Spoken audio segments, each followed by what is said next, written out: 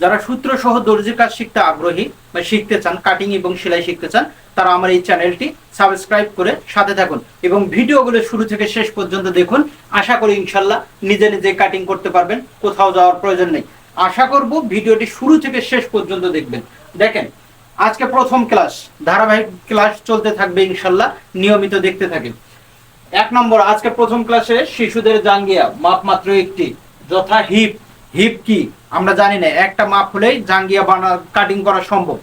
নাভি থেকে 5-7 ইঞ্চি নিচে মোটা জায়গাটার এরকম চারিধারে বেডটাকে হিপ বলা হয়। এরকম আমার ফেসবুকেও অনেক দেওয়া আছে, আপনারা দেখে নিতে পারেন। হিপ কিভাবে হিপ নিলাম, ধরলাম 18, একটা ছোট বাচ্চাদের জন্য 18 ইঞ্চি হিপ। এই 18 ইঞ্চি হিপ দিয়ে আমরা কাটিং করব। এটা আমার কাপড়, এটা কাপড়টাকে 2 ভাঁজ 4 পাট করতে হবে। 1 ভাঁজ দিলাম, পাট হয়েছে 2টে, আর একটা ভাঁজ দিলাম, 2 ভাঁজ 4 পাট। কাপড়টা আমি এইরকম টেবিলের উপর রাখলাম, এই সাইডে ভাঁজ থাকবে। এখন এই সাইডে ভাঁজ থাকবে, আমি এই সাইডে দাঁড়িয়ে আছি টেবিলের উপর। এখন এটা কাপড়, এর উপরেও কাপড় নাই, সাইডেও কাপড় নাই, এদিক থাকতে পারে আবার এদিকেও থাকতে পারে। সূত্রগুলো কিভাবে প্রয়োগ করতে হয় এগুলো দেখুন, তবে নিয়মিত দেখার চেষ্টা করবেন, আশা করি ইনশাল্লাহ পারবেন। এখন 1 নম্বর সূত্র, প্রথম সূত্র, রাবার ঘর। রাবার ঘর নিতে হবে কার জন্য, কতটুকু, 1-1.5 ইঞ্চি। যেহেতু ছোট বাচ্চার রাবার চিকন থাকবে, 1.5 ইঞ্চি নিলাম। এই জায়গা থেকে 1.5 ইঞ্চি, এর নাম রাবার ঘর। বুঝতে যান প্রত্যেকটা। আপনারা এটি সেভ করে রাখতে পারেন, শেয়ার দিয়ে রাখতে পারেন, আবার লেখেও রাখতে পারেন। তবে যদি লেখেন, যারা লিখবেন প্রত্যেকটা জায়গায় জায়গায় এরকম লিখবেন, রাবার ঘর 1.5 ইঞ্চি নিলাম। এটা সবার জন্য নেওয়ার পরে এখন লম্বা কতটুকু নিব, লম্বা 2 নম্বর সূত্র নিতে হবে। লম্বা লম্বা কতটুকু নিব, লম্বার সূত্রটা খেয়াল করেন। লম্বা নিতে হবে হিপের মাপে, লম্বা নিতে হবে হিপের মাপে। এখানে সমান চিহ্ন, যেহেতু লম্বার পর সমান চিহ্ন আছে, লম্বা সমান চিহ্ন মানে আমি যত জায়গায় নিতে হবে বলবো, নিতে হবে লেখার প্রয়োজন নেই। লম্বা সমান সমান, তার মানে লম্বা নিতে হবে। লম্বা নিতে হবে হিপের মাপের 3 ভাগের 1 ভাগ, তার সাথে 2 ইঞ্চি যোগ করতে হবে। এখানে 18কে 3 দিয়ে যদি ভাগ করি, তাহলে 18-এর সাথে 3-6 18, তার সাথে 2 ইঞ্চি যোগ করলে 8 ইঞ্চি, 6 আর 2 8, এই জায়গায় হবে 8 ইঞ্চি। এটা লম্বা, মনে রাখেন। এখানে 18 হলে 8 ইঞ্চি, যদি এই জায়গায় ধরেন 20 ইঞ্চি হয়, 24 ইঞ্চি হয়, 28 ইঞ্চি হয়, 30 ইঞ্চি হয়, এরকম করে এটা প্রত্যেকটাকেই 3 দিয়ে ভাগ করতে হবে। ধরেন 3 দিয়ে, এখন 3 দিয়ে যেহেতু ভাগ করব, 18কে ভাগ করে আসলো 8 ইঞ্চি। এখন 20কে যদি ভাগ করি, 3 7 21, 7, এখানে আসতেছে কত, 7, 7-এর সাথে কত যোগ করব, 2, 7 আর 2 9, 3 7 21, একটু কম হয়, যাই হোক ধরে নিলাম এটা। এখন 24কেও আবার 3 দিয়ে যদি ভাগ করি, তখন কত হবে, 3 আসতে 24, 8, তার সাথে যোগ করব 2, 8 আর 2 10, এই জায়গায় হবে 10।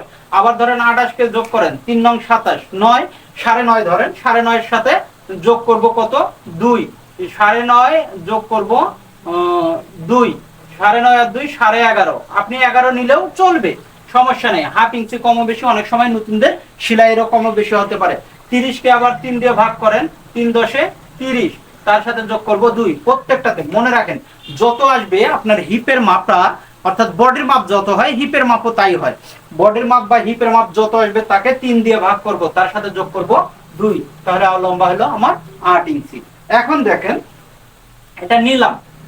এই একই বিষয়টাকে আবার কোমর লাইন, কোমর লাইনটা এদিক দিয়ে কত দূর নিব, যেহেতু আমরা নতুন জানি না কত দূর পর্যন্ত নিব, এটাকে কি করতে হবে, কোমর লাইন নিতে হবে। সূত্রটা বলি, কোমর লাইন নিতে হবে হিপের মাপের 4 ভাগের 1 ভাগ, তার সাথে যোগ করব 2 ইঞ্চি অথবা 3 ইঞ্চি। বড়দের জন্য যদি আমরা তৈরি করি, তখন করব 3 ইঞ্চি, আর ছোটদের জন্য করে 2 ইঞ্চি। এখন 4 ভাগের 1 ভাগ নিব। যেহেতু 18কে 4 দিয়ে যদি ভাগ করি, তখন কত হয়, এই 4 দিয়ে ভাগ করব। 4 দিয়ে ভাগ করেন, 4 4-এ 16, 4 5-এ 20, অর্থাৎ 4.5 এখানে আসে, তখন 4.5 ইঞ্চি। হ্যাঁ, 4.5 ইঞ্চি, 4.5-এর সাথে যোগ করব 2 ইঞ্চি, 4.5 আর 2 6.5 ইঞ্চি। এই জায়গা থেকে এদিকে আসবে 6.5 ইঞ্চি, যেখানেই যাক না কেন। এই জায়গার নাম কোমর লাইন, এটা কোমর লাইন। এখন যদি 20 হয়, 4 5-এ 20, এখানে আসবে 5, তার সাথে যোগ করব 2, 5 আর 2 7, তখন হবে 7। এটা 4 দিয়ে ভাগ করেন, 4 6 24, 6, তার সাথে 2 ইঞ্চি, 6 আর 2 8, তখন হবে 8 ইঞ্চি।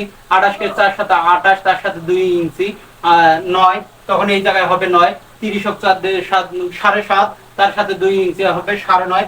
এইভাবে আসবে, মনে রাখেন। এইভাবে আমরা 4 দিয়ে ভাগ করে কোমর লাইনটা নিব। এখন দেখেন বর্ডার লাইন কত নিব। বর্ডার লাইন নিতে হবে কোমর লাইন সমান। সূত্র হলো বর্ডার লাইন নিতে হবে কোমর লাইন সমান। কোমর লাইন 6.5 আছে, বর্ডার লাইনও হবে 6.5 ইঞ্চি। এটা বর্ডার লাইন সমান। এটা দিয়ে আমি এই জায়গায়, এগুলো বাড়তি কাপড়, এগুলো প্রয়োজন থাকবে না, সাইড কাপড়। এগুলো আমার মাপ যেখানে যাবে ফিতাটা এরকম করে ধরবো। মাপ যদি এখানে আসে এখানে দেব, এখানে আসলে যেখানে মাপ যাবে ফিতা দিয়ে এই জায়গায়। তবে লম্বার ক্ষেত্রটা রাবার ঘর বাদ দিয়েই নিতে হবে। অনুরোধ করব আপনারা নিয়মিত এইভাবে দেখেন এবং বাড়িতে প্র্যাকটিস করেন, দেখবেন ইনশাল্লাহ পারবেন। এখন নিলাম, নেওয়ার পরে আরেকটা সূত্র আছে রেকটাম। রেকটাম কতটুক নিতে হবে? রেকটাম নিতে হবে 2-3 ইঞ্চি। 2, 3, 2.5, 3.5 এইরকম অনুমানের উপর। এই জায়গা থেকে আমি ধরেন এখানে 2 ইঞ্চি নিলাম, এই জায়গাটার নাম রেকটাম। এই জায়গাটা আপনি অনুমানের উপর নেবেন, 2.5, 3 এইরকম নেবেন, 2 নেবেন, সমস্যা হবে না ইনশাল্লাহ। নেওয়ার পরে কাটিং নিতে হবে। আরেকটা সূত্র আছে শেষে, কাটিং নিতে হবে লম্বার মাঝে, অর্থাৎ লম্বা ভাঁজ লাইনের বিপরীতে কাটিং নিতে হবে লম্বার মাঝে। লম্বা এই জায়গায় কত আছে? 8 ইঞ্চি। আপনার এই জায়গা থেকেও 8 ইঞ্চির মাঝখান 4 ইঞ্চি, এই জায়গার নাম কাটিং। 4 ইঞ্চি অর্থাৎ এই জায়গায় যা থাকবে তার। এটা দিয়ে এই দিয়ে স্কেল দিয়ে সমান করে নিয়ে একটু শেপ দিয়ে এইভাবে রাউন্ড করে কাটবে। এগুলো 60 টাকা। এটা দিয়ে কাটিং করলে হবে 2 ভাঁজ 4 পার্ট। শেষ পর্যন্ত ভিডিওটি দেখেন, আর ফিনিশিং দেব ইনশাআল্লাহ। এটা নেওয়ার পর এখন দেখেন, আপনি যদি এই দিক দিয়ে কাটিং করে এখানে নিয়ে যান তবু হবে, সমস্যা নেই। আবার এই দিক দিয়ে নিয়ে যান তবু হবে, সমস্যা নেই। আশা করব আপনারা নিয়মিত ভিডিওগুলো দেখতে থাকেন এবং প্র্যাকটিস করতে থাকেন। আশা করি ইনশাআল্লাহ নিজে নিজেই তৈরি করতে পারবেন পোশাক এবং কাটিংও করতে পারবেন। আজকের মতো এখানেই, আল্লাহ হাফেজ।